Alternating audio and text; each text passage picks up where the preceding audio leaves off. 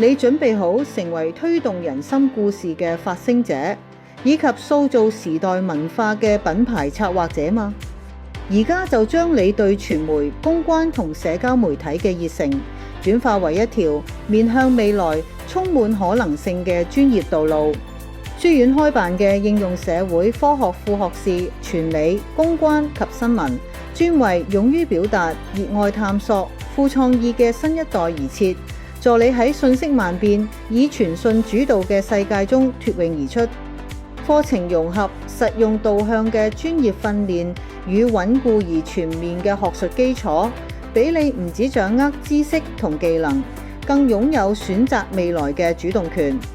畢業生可銜接本地及海外多個學士學位課程，發展方向涵蓋企業傳訊、傳媒與新聞、社會科學、商業相關領域及其他相關學科。無論你志在深造或者投身職場，呢一個課程都為你打開更高起點，讓你走得更遠，塑造真正屬於自己嘅未來。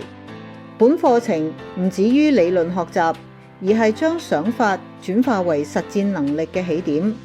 學生將喺建立穩固嘅社會科學基礎之上，深入接受企業傳訊與新聞傳理嘅實務訓練，涵蓋新媒體傳訊、策略性公關與新聞寫作、公關策劃及活動管理，以及中文電視及電台新聞製作等核心範疇。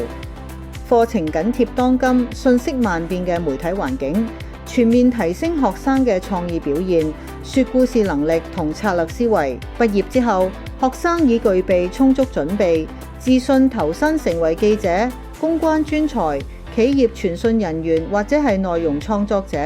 喺唔同領域中建立專業優勢，發揮溝通影響力，成為具影響力嘅傳訊人才。